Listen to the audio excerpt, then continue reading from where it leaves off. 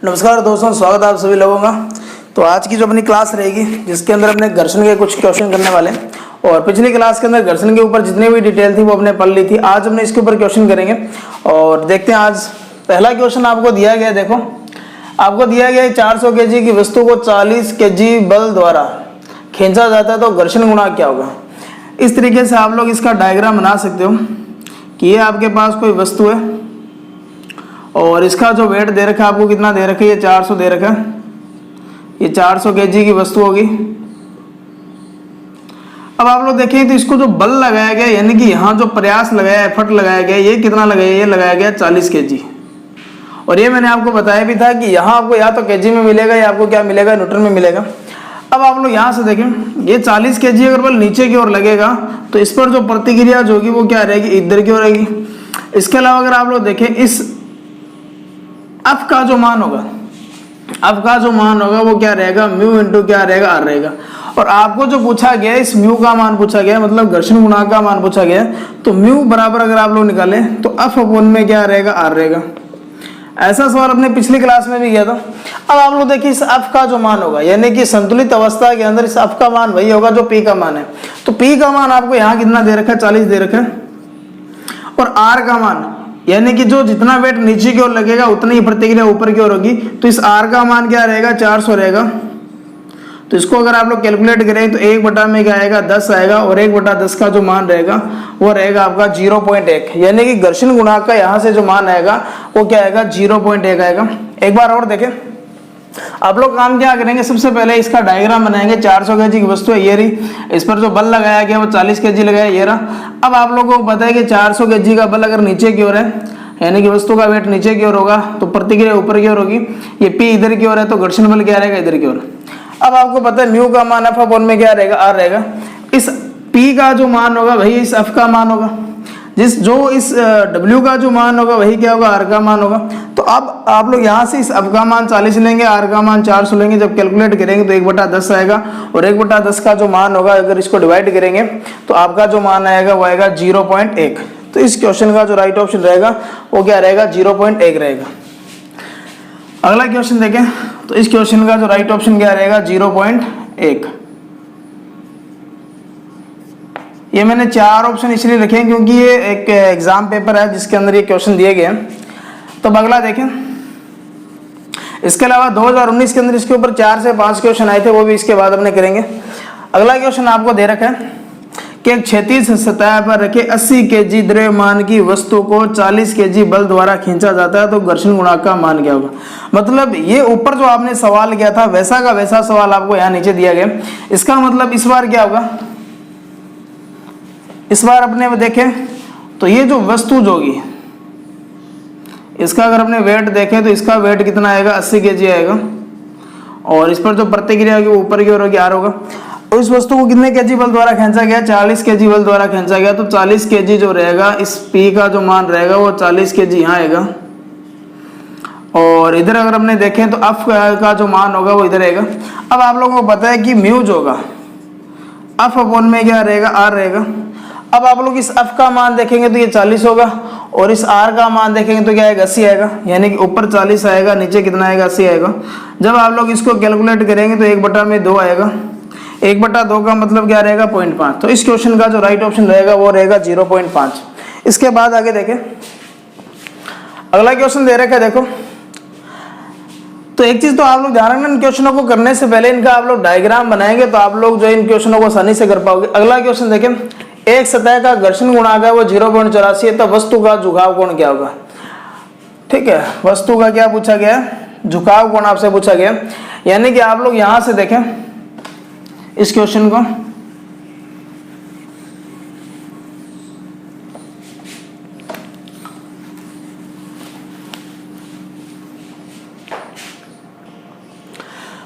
अब इस क्वेश्चन का मैं डायग्राम बनाता हूं। इस क्वेश्चन के अंदर इसका डायग्राम इस तरीके से बनेगा कि ये वस्तु जो है इस तरीके से क्या की है, किसी न किसी तिरछे स्थल पर रखी गई है। और यहाँ आपको पता है ये एंगल क्या लेंगे, थीटा लेंगे। जब मैंने आपको इसका डेरिवेशन करवाया था तो उस समय मैंने आपको बताया था कि यहाँ जो आपको मिलेगा, जो म्यू मिलेगा वो क्या मिलेगा, tan थीटा मिलेगा। इसका मतलब ध्यान रखना कि ये जो थीटा का मान होगा वो यही होगा, यानी कि जो घर्षण गुणांक होगा उसको अगर म्यू बराबर क्या लेंगे तो टेन थीटा लेंगे, घर्षण कोण के अंदर लेंगे तो टेन थीटा के अंदर लेंगे।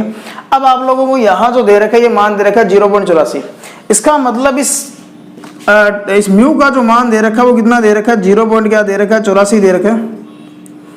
इसका मतलब आपको मान किसका निकालना है, इस थीटा का मान निकालना है। तो थीटा का मान अगर आप लोग निकालेंगे तो इसको tan इनवर्स क्या करें, यानी कि tan इधर गुना में इधर आएगा तो भाग में होगा, यानी कि 0.84 बटा 10 होगा। जब इसको ऊपर लेकर जाएंगे तो ये tan इनवर्स बनेगा,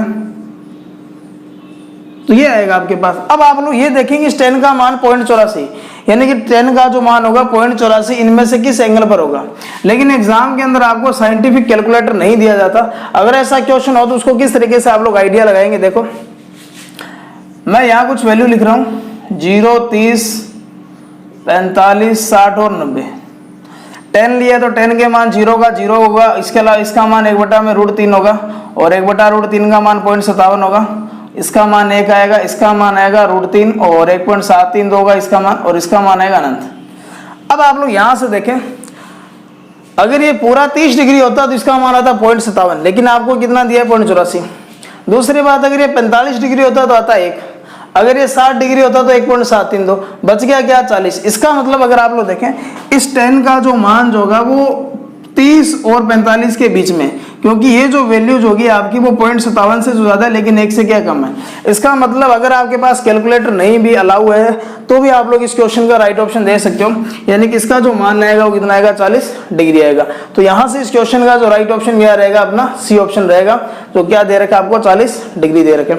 इसके बाद अगला क्वेश्चन देखें, अगला क्वेश्चन देखो क्या दे रखा है। अगला क्वेश्चन आपको दे रखा है, एक वस्तु का वेट क्या होगा यदि इसे 0.25 घर्षण गुणांक प्रतिरोध के विरुद्ध 50 kg क्षैतिज बल से खींचा जाता है। तो इस बार आपको वस्तु का जो वेट है वो बताना है इस क्वेश्चन के अंदर। तो आप लोग देखें यहाँ पर कि ये क्या दे रखा है, इसको इस तरीके से एक डायग्राम बना लेते हैं। इस वस्तु का जो वेट होगा वो W होगा और ये रजिस्टर प्रतिक्रिया जो कि ऊपर की ओर होगी ये P होगा, और इसके अलावा इस F का जो मान होगा वो ये होगा। अब आपको क्या दे रखा है, वस्तु का वेट, यानी कि इस W का मान आपको चाहिए और W का मान आपको kg में चाहिए। न्यूटन में दे रखा होगा तो आपको 9.8 से मल्टीप्लाई कर देंगे जो भी kg के अंदर मान आएगा। और इस म्यू का मान, यानी कि घर्षण गुणांक का जो मान दे रखा है वो दे रखा है 0.25 और आपको दे रखा है 50 kg क्षैतिज बल, यानी कि इस P का जो मान दे रखा है वो दे रखा है 50 kg। अब आप लोग इस क्वेश्चन को करेंगे कैसे, देखो मैं आपको एक बात बताता हूँ, यानी कि इस W का जो मान होगा जो R का मान है, यानी कि R बराबर आपको पता है W होगा, यही होगा। इसका मतलब अगर आपको R का मान पता चल जाए तो W का मान पता चल जाएगा। अब R का मान कैसे पता चलेगा, F बराबर आपने पढ़ा होगा म्यू R, और म्यू बराबर क्या रहेगा, सॉरी R बराबर क्या रहेगा, F अपॉन में क्या रहेगा, म्यू रहेगा। अब आपको म्यू का मान पता है लेकिन इस F का मान नहीं पता, लेकिन आपको ये पता है कि इस F का मान वही होगा जो P का मान है, यानी कि F बराबर क्या रहेगा, अपना P रहेगा जो मान क्या दे रखा है 50 kg।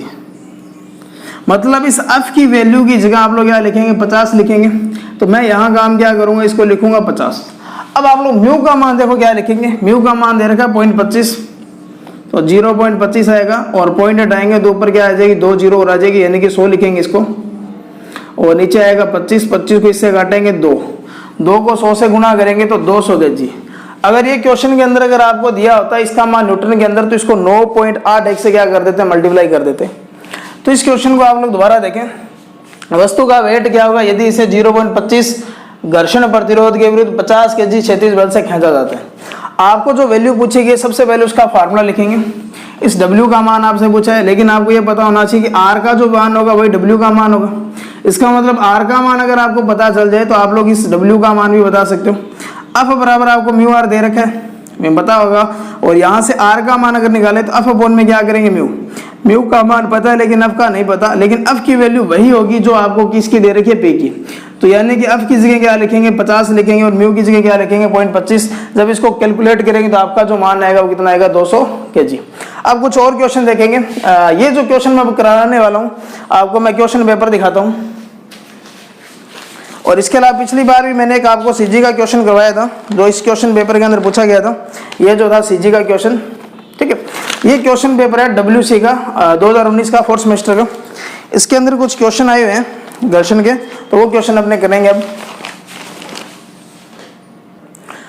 तो ये क्वेश्चन देखें जो 2019 की परीक्षा थी, जो 4th सेमेस्टर की WC की, उसके अंदर ये 5 क्वेश्चन आपसे पूछे गए थे घर्षण के।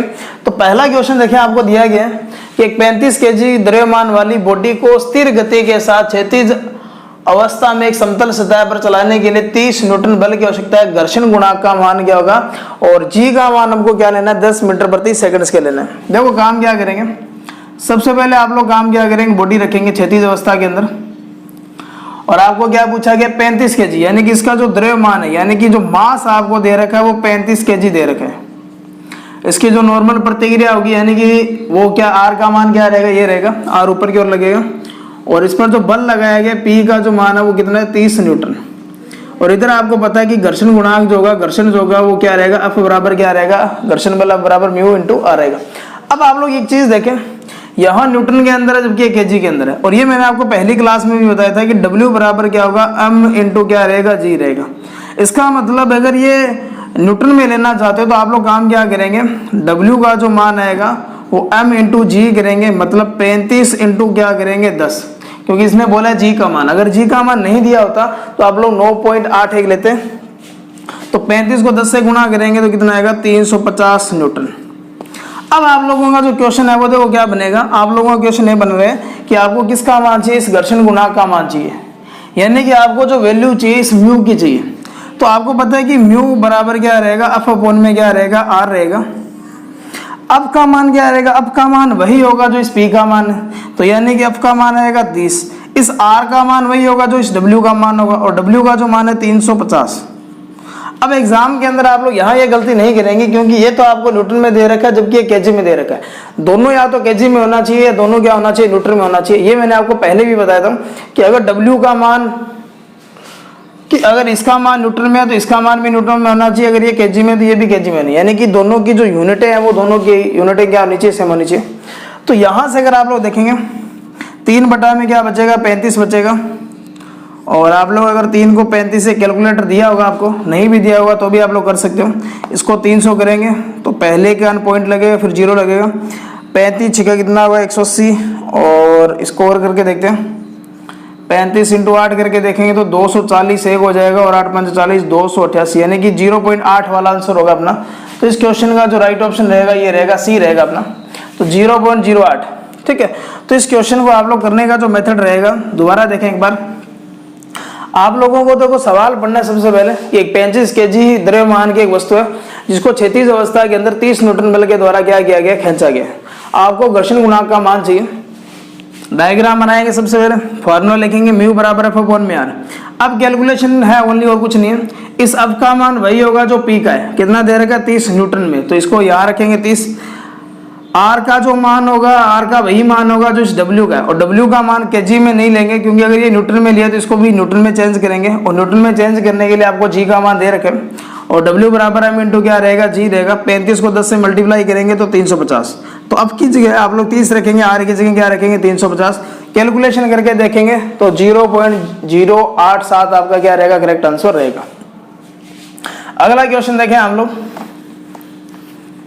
अगला क्वेश्चन दे रखा है कि यदि एक 60 kg का भार 30 डिग्री तिरछे प्लेन पर रखा जाता है तो नॉर्मल रिएक्शन क्या होगी। तो ये मैंने आपको जो क्लास थी जिसके अंदर मैंने दूसरा मेथड आपको बताया था कि एक तो वस्तु क्या रहेगी, समतल सतह पर रहेगी, एक जब वस्तु को इंक्लाइन कर देंगे, तिरछा रख देंगे, तो अब जो क्वेश्चन होगा इस तरीके से होगा। ये जो एंगल आपको दिया गया है 30 डिग्री दे रखा है, और यहाँ वस्तु दे रखी है आपको, और मैंने आपको बताया था कि जब वस्तु तिरछी रहेगी तो इस वस्तु के 2 घटक काम करेंगे। एक तो क्षैतिज घटक होगा जो वस्तु के वेट की दिशा में लगेगा, ये रहेगा W कोस, ठीक है, ये W रहेगा अपना, और इस W का जो मान दे रखा है वो दे रखा है 600 kg। तो W कोस, और W कोस के साथ में यहाँ थीटा आएगा, तो थीटा ये आएगा जो जितने डिग्री इसको तिरछा रखा है, तो कोस 30 आएगा यहाँ पर, और इसकी विलंब प्रतिक्रिया क्या रहेगी, R रहेगी। इधर आप लोग काम क्या करेंगे, घर्षण बल लगेगा, इधर ये इस वेट के कारण क्या करेगी, नीचे की ओर आएगी, मतलब इस वस्तु का जो ऊर्ध्वाधर घटक होगा, जो क्षैतिज घटक के क्या लगेगा 90 डिग्री लगेगा। अगर ये क्षैतिज घटक होगा तो ये ऊर्ध्वाधर घटक रहेगा। और अगर इसको मैं उल्टा करके देखूंगा तो अगर कोस फाई यहाँ होगा तो साइन फाई नीचे की ओर काम करेगा, क्योंकि वस्तु का वेट नीचे की ओर है। तो यहाँ आएगा आपका W साइन 30। और इसकी मैंने आपको दो समीकरणें बताई थी। देखो पहली अगर आप लोग समीकरण देखें तो R बराबर क्या बनेगा, W का कोस क्या बनेगा 30 डिग्री, और दूसरी समीकरण क्या बनेगी, F बराबर W साइन क्या बनेगा 30 डिग्री। आपको अगर क्वेश्चन के अंदर देखें तो आपको पूछा गया नॉर्मल रिएक्शन यानी कि सामान्य प्रतिक्रिया, यानी कि इस R का मान आपसे पूछा गया, तो नीचे वाले इस बल का मान आप लोग नहीं निकालेंगे। अगर आपको दिया हो तो इस फार्मूले का यूज करते हैं। अब आप लोग काम क्या करेंगे, R बराबर रखेंगे, इस W का मान क्या रखेंगे 600, और कोस 30 का जो मान दे रखा है वो होगा √3/2। जब इसको कैलकुलेट करेंगे तो 300 इंटू क्या करेंगे √3 करेंगे। 300 को 1.732 से मल्टीप्लाई कर दीजिए, 3 दूनी 6, 3 तिया 9, 7 तिया 21, और 3 और 2 5, ठीक है। तो आपका जो आएगा 5.912, यानी कि 2 ये 0 मल्टीप्लाई कर देंगे तो 519 पॉइंट क्या आएगा 6।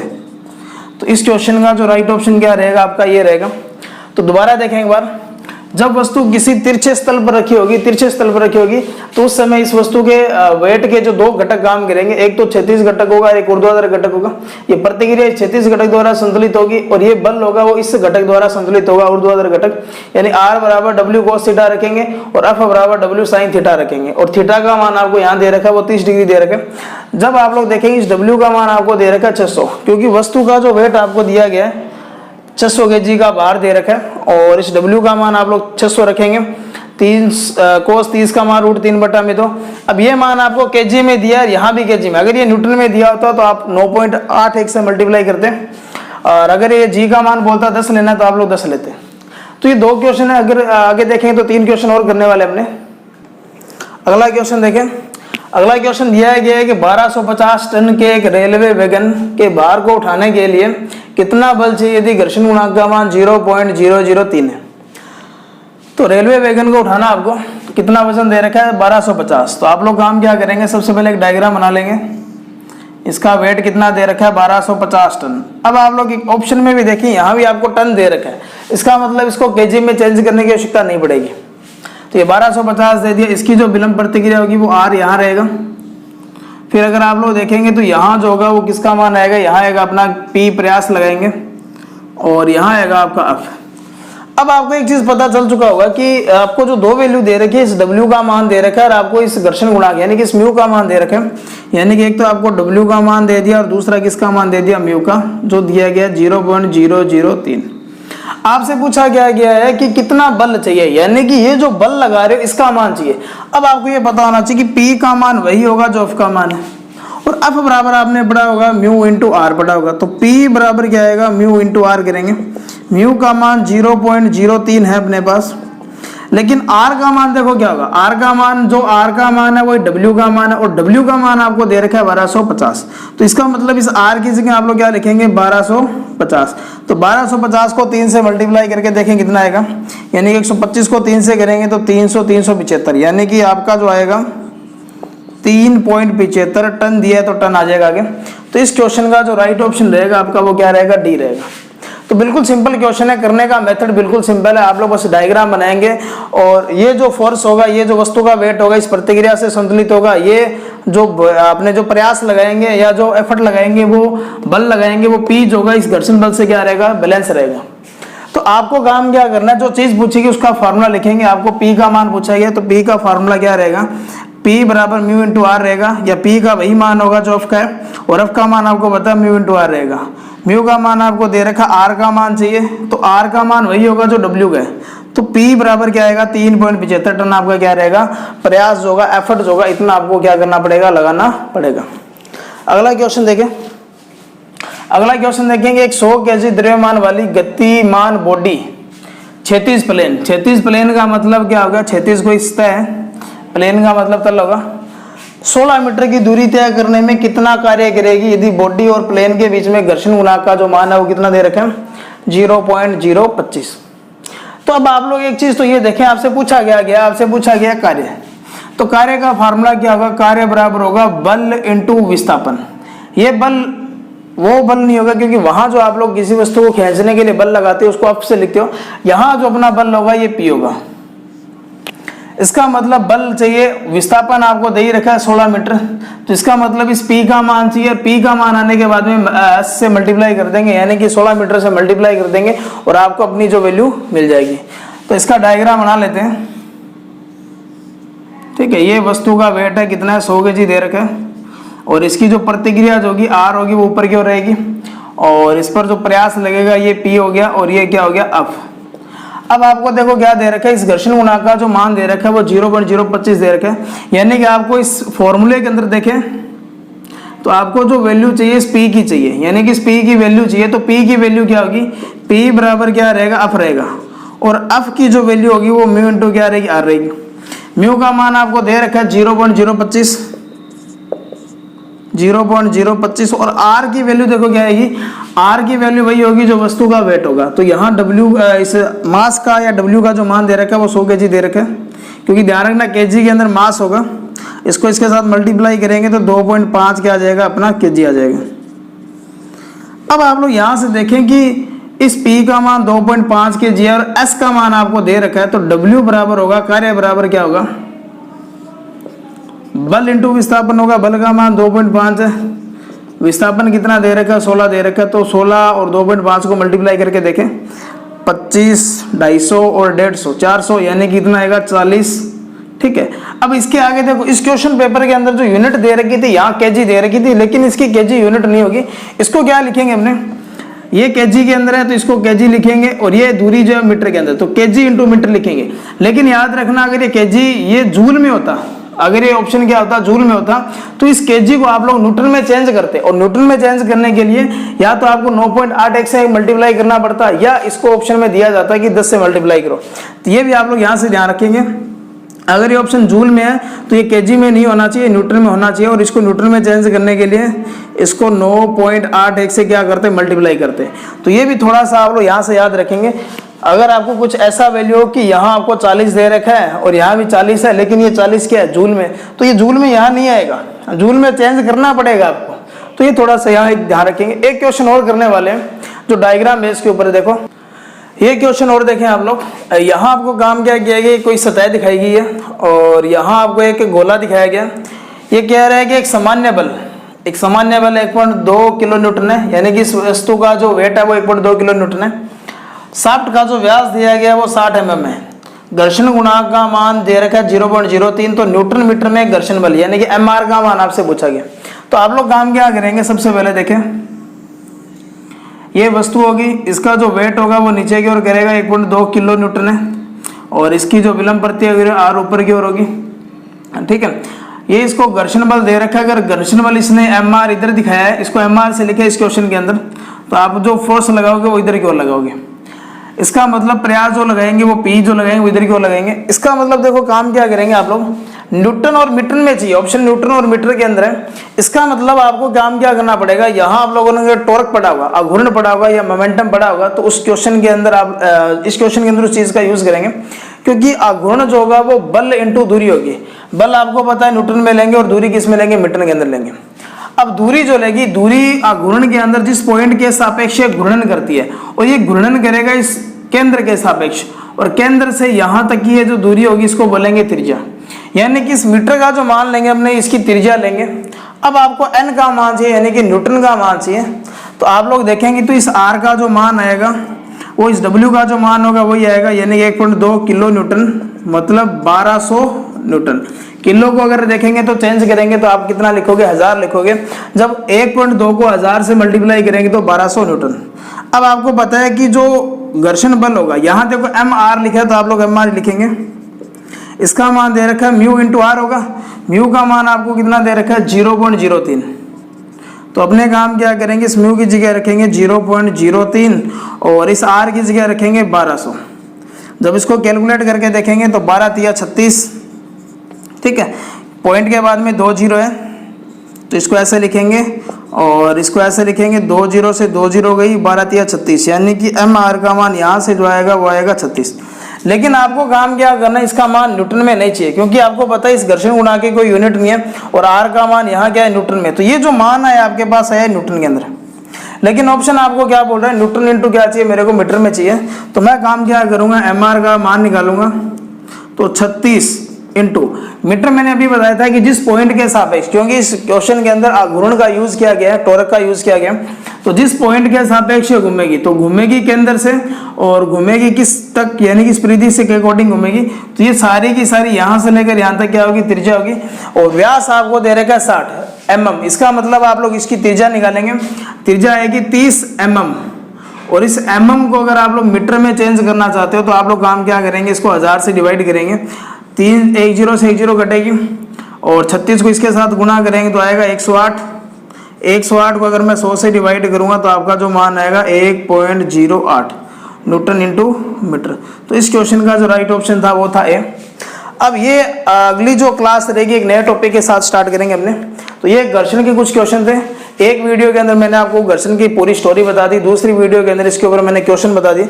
अब आप लोग कोई भी क्वेश्चन करेंगे आपका अटकेगा नहीं। इसके अलावा अगर कहीं भी आपको क्वेश्चन में दिक्कत है, जो मैंने पिछली क्लास के अंदर आपको जो मेल आईडी बताई थी उस मेल पर मेरे को क्या करेंगे, सेंड करेंगे। और अगली जैसे ही क्लास आएगी, जब मुझे इन चीज़ों के बारे में पता चलेगा कि आपको ये क्वेश्चन नहीं है, तो मैं उसकी एक वीडियो अलग से बना दूंगा।